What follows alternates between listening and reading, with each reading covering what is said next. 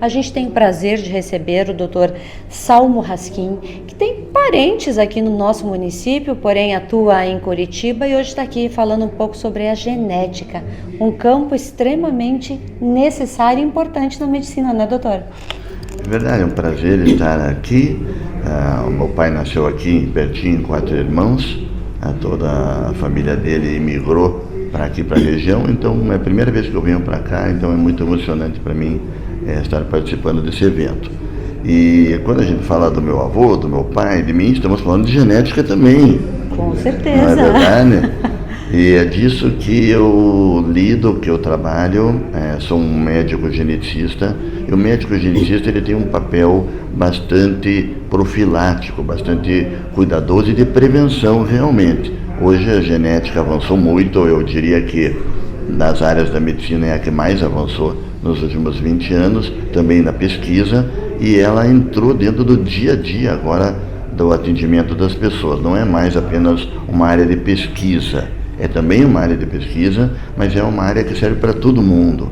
Já não tem mais ninguém que está nos ouvindo aqui que não tem alguém na família com uma condição genética ou com uma condição hereditária, ou que não está preocupado em vir a ter uma doença genética hereditária, como por exemplo 10% dos casos de câncer são hereditários. Então hoje a genética consegue avaliar tudo isso com o aconselhamento genético, que é a consulta do médico geneticista, e com exames também, para tentar entender qual é a contribuição da genética na saúde e na doença das pessoas. Pois é, doutora, a genética ela faz parte do nosso dia a dia.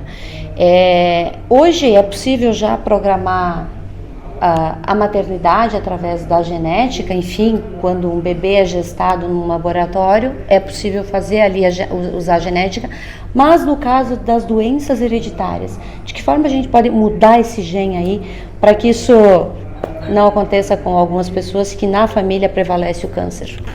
É uma excelente pergunta e é possível já hoje em dia. É importante, a pergunta me permite esclarecer que não é possível modificar o material genético ainda. Então, em raras situações que nós já temos, vamos dizer, a cura por modificação do material genético, elas são muito raras e não representam 0,1% das situações em genética. Mas nessa situação que você falou, é possível hoje em dia estudar antes do casal ter um filho, estudar o material genético de ambos e com um exame de sangue, na verdade pode ser feito até pela saliva, e entender se eles estão ou não em risco de vir a ter filhos com determinadas doenças genéticas.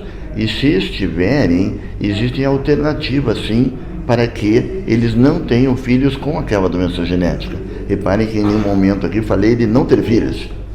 Eu falei de não ter filhos com aquela doença genética. Sim. Só para dar um exemplo bem pontual, existe uma dessas alternativas que eu falei, não é a única, é a fertilização in vitro com o teste genético nos embriões para aquilo que já foi detectado no casal previamente e que colocaria eles em risco de ter um filho com uma doença. Você testa os vários embriões gerados por fertilização in vitro, identifica aqueles que carregam alterações que vão levar a uma doença grave na infância, não implanta esses embriões, implanta os outros embriões. Importante que eu gosto sempre de ressaltar que é com o material genético do pai, com o material genético da mãe, sem o risco de vir a ter um filho com uma doença hereditária, como Sim. você falou, e uma gravidez praticamente normal.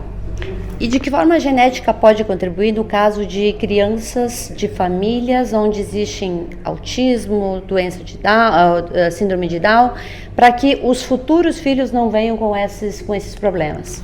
A síndrome de Down é uma condição que é totalmente determinada pela genética.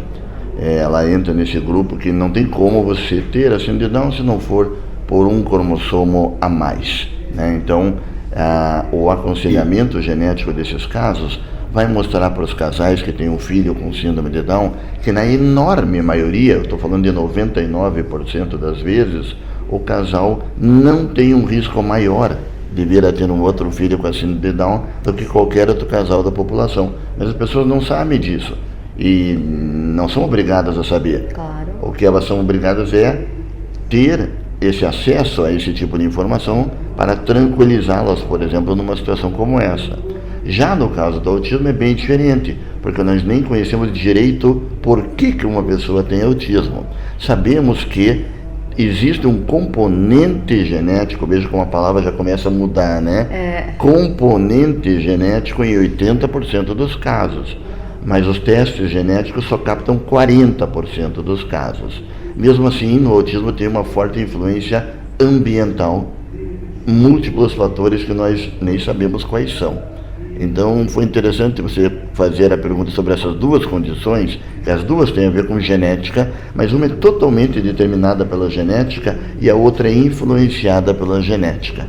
Na que é influenciada pela genética, o autismo, a gente tem menos capacidade de atuar do que naquela que é totalmente determinada pela genética. E a nossa alimentação? A genética tem como influenciar ou da forma que nós nos alimentamos influencia a nossa genética?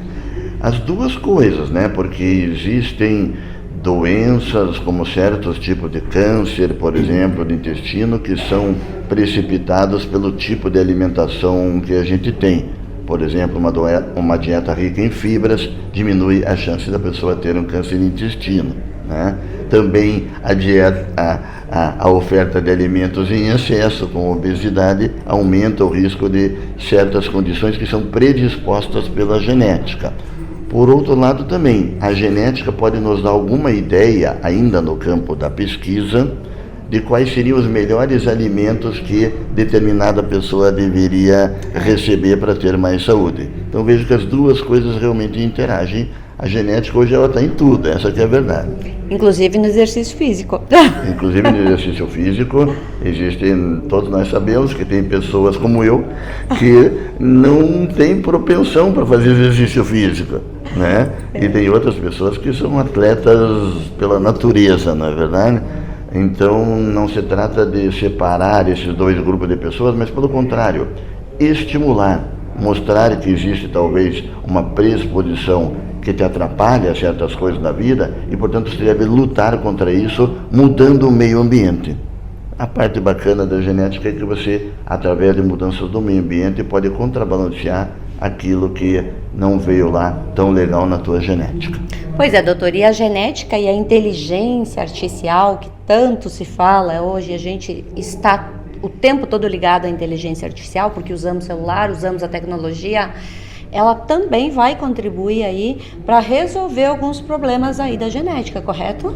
Correto. Eu uso já no meu dia a dia de atendimento programas de inteligência artificial para o reconhecimento facial de síndromes genéticas. Olha só. Porque existem 7.000 síndromes genéticas diferentes. Não há médico no planeta que conheça metade delas. Fica difícil. É muito difícil. É comum na minha especialidade atender alguém que tem uma condição genética que eu nunca ouvi falar na minha vida. Isso depois de 30 anos de profissão. É comum no dia a dia. Então a inteligência artificial pode nos ajudar muito. Eu tenho aqui no meu celular um programa que a gente tira uma foto da face do paciente e ele nos dá uma ajuda dizendo qual dessas 7.000 síndromes genéticas o paciente poderia ter. Isso ajuda na investigação diagnóstica. Hoje a sua palestra, o seu momento aqui na jornada, será justamente para falar sobre esses assuntos que nós tocamos agora? Sim, será para falar sobre tudo isso. Eu vou mostrar no começo como a genética avançou de maneira espetacular, principalmente, não somente, mas principalmente a partir de 1990, com o projeto Genoma Humano. Ali foi um divisor de águas realmente, onde o conjunto de conhecimento que nós temos de 1990, bom, não faz tanto tempo, né? Até hoje, é muito maior do que de 1990 a um século antes de 1990 na genética. Aquilo mudou a forma da gente ver a vida, entender o meio ambiente, saber quem nós somos, de onde viemos e para onde nós estamos indo. Pois é, e o profissional médico, acadêmico, que está iniciando a sua formação, que está se formando, ele vai precisar caminhar lado a lado com a genética e com a inteligência artificial, seja em qualquer área? Não há outra opção. Eu até aproveito que muitos acadêmicos e familiares de acadêmicos estarão nos ouvindo aqui, né, para deixar essa mensagem e jogar no ar uma pergunta pretensiosa. Existe alguma área mais interessante para você, estudante de medicina, se especializar no futuro do que a genética? Eu digo que não tem. É uma área fascinante, tanto do ponto de vista clínico, quanto do ponto de vista de pesquisa, quanto do ponto de vista de interações com tecnologias, como, por exemplo, a inteligência artificial. Doutor, eu quero te agradecer por nos atender e conversar com a gente. Esse assunto ele é muito instigante, dá vontade de ficar mais tempo aqui contigo conversando, porque quanto mais a gente entende de genética e de inteligência artificial, mais o leque se abre de oportunidades, correto? Correto, é aquela frase antiga, né? Só sei que nada sei. Ela se aplica de maneira bem adequada aqui na genética e na inteligência artificial. Eu que agradeço a oportunidade de vocês. Obrigada.